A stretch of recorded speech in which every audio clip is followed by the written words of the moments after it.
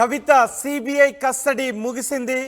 దీంతో కవితను సిబిఐ ప్రత్యేక న్యాయస్థానం ముందు సిబిఐ అధికారులు హాజరుపరిచారు. సో కవితను కస్టడీ ముగియడంతో జ్యుడిషియల్ రిమాండ్కు పంపించారు.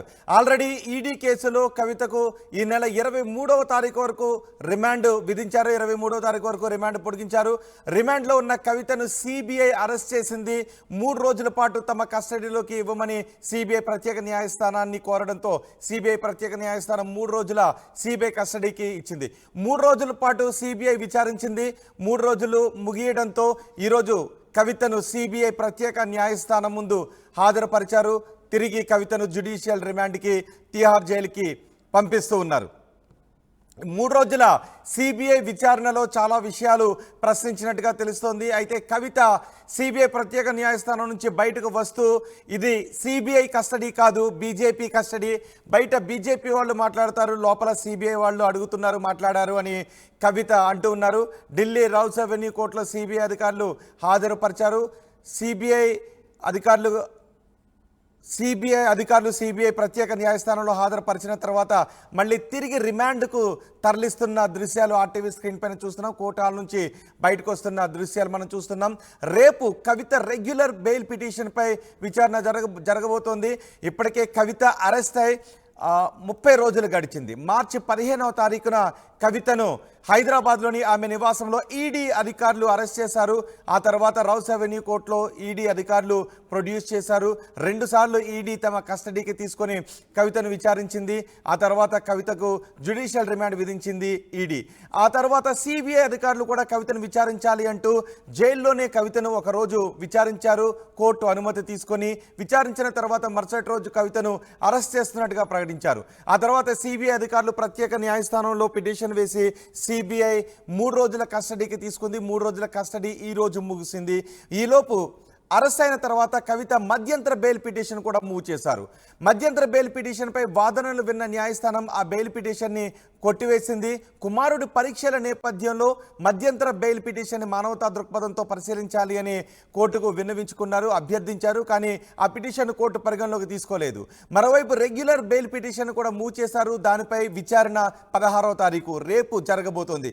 మరి రేపు కవితకు బెయిల్ వచ్చే అవకాశం ఉందా, ఏం జరుగుతుంది అనే విషయంపై ఉత్కంఠ కనిపిస్తోంది. ఇటు సిబిఐ అధికారుల విచారణ ముగియడంతో కవితను తిరిగి రిమాండ్కు తరలిస్తున్న దృశ్యాలు చూస్తున్నాం. ఒకసారి కవిత ఏం మాట్లాడారో చూద్దాం.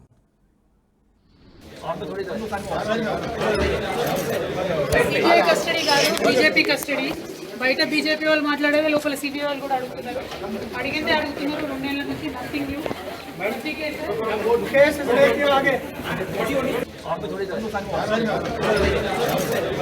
సిబిఐ కస్టడీ కాదు, బీజేపీ కస్టడీ. బయట బీజేపీ వాళ్ళు మాట్లాడేది, లోపల సిబిఐ వాళ్ళు కూడా అడుగుతున్నారు. అడిగిందే అడుగుతున్నారు. 2 నెలల నుంచి నథింగ్ న్యూ.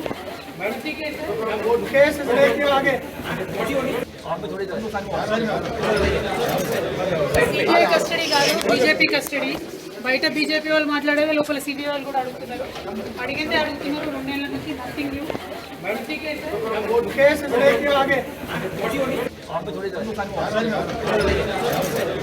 సిబిఐ కస్టడీ కాదు, బీజేపీ కస్టడీ. బయట బీజేపీ వాళ్ళు మాట్లాడేది, లోపల సిబిఐ వాళ్ళు కూడా అడుగుతున్నారు. అడిగిందే అడుగుతున్నారు. 2 నెలల నుంచి నథింగ్ న్యూ.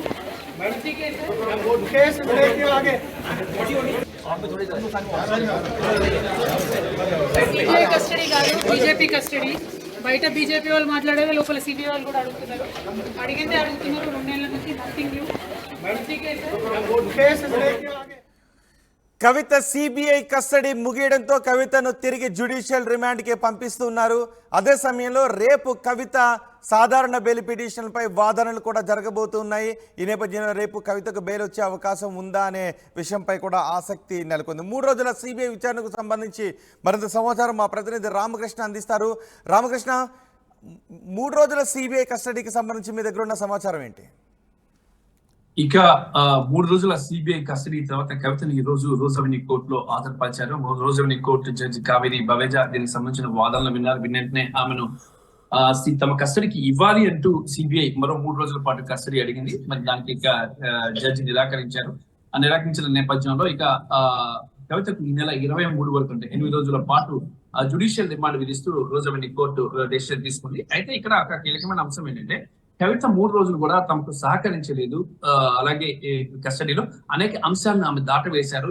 ఈ అంశాలకు సంబంధించి అనేక వాదనలు విన్నప్పటికీ కూడా కవిత చాలా వరకు కుటుంబ వ్యాపారాలకు సంబంధించి కానీ ఆస్తులకు సంబంధించి కానీ ఎలాంటి అంశాలు కూడా వివరించట్లేదు. దాదాపుగా ఇంకా మరికొన్ని సెల్ ఫోన్స్ ఉన్నాయి. ఆ సెల్ ఫోన్స్ ను కూడా తమకి హ్యాండ్ అవుట్ చేయాలని చెప్పినప్పుడు కూడా వాటికి సంబంధించిన వివరాలు కూడా వెల్లడించలేదు. డేటాలంతా కూడా సెల్ ఫోన్స్ లో మొత్తంగా కూడా ఫార్మాట్ చేశారు.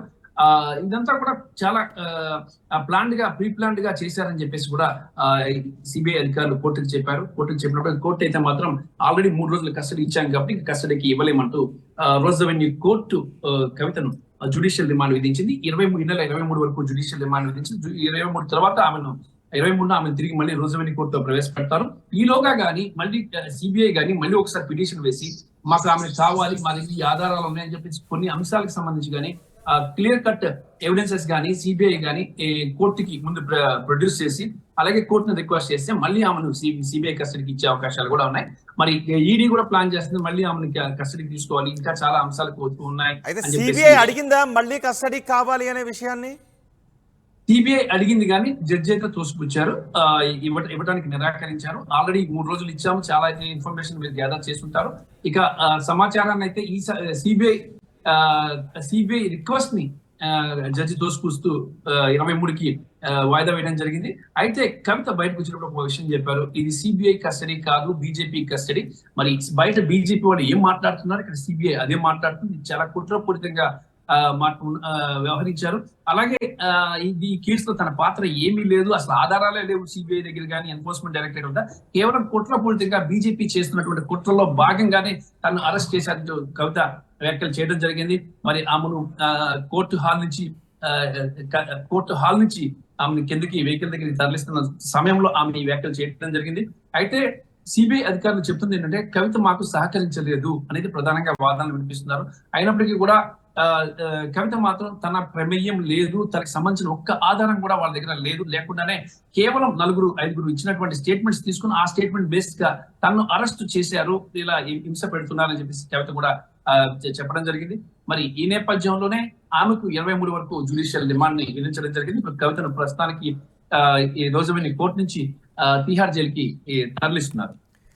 రైట్ రామకృష్ణ, ఎమ్మెల్సీ కవిత సిబిఐ కస్టడీ ముగియడంతో ఆమెను తిరిగి రిమాండ్కి తరలించారు. ఈ నెల 23 వరకు ఈడీ కోర్టు కవితకు రిమాండ్ విధించింది. రిమాండ్లో ఉండగానే సిబిఐ అరెస్ట్ చేసి తమ కస్టడీకి తీసుకుంది. కోర్టు అనుమతితో 3 రోజుల సిబిఐ కస్టడీ ముగియడంతో కవితను తిరిగి జ్యుడిషియల్ రిమాండ్కు పంపిస్తున్నారు, తిహార్ జైలుకు పంపిస్తున్నారు.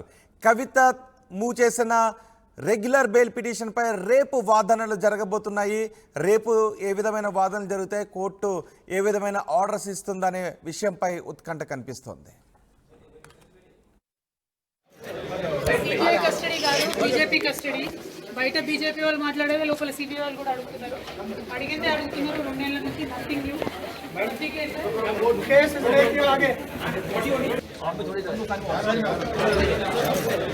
సిబిఐ కస్టడీ కాదు, బీజేపీ కస్టడీ. బయట బీజేపీ వాళ్ళు మాట్లాడేది లోపల సిబిఐ వాళ్ళు కూడా అడుగుతున్నారు. అడిగిందే అడుగుతున్నారు. 2 నెలల నుంచి నథింగ్ న్యూ.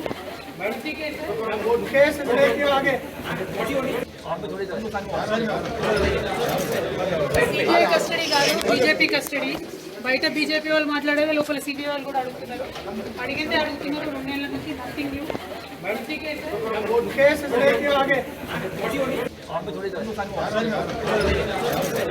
సిబిఐ కస్టడీ కాదు, బీజేపీ కస్టడీ. బయట బీజేపీ వాళ్ళు మాట్లాడేది లోపల సిబిఐ వాళ్ళు కూడా అడుగుతున్నారు. అడిగిందే అడుగుతున్నారు. 2 నెలల నుంచి నథింగ్ న్యూ.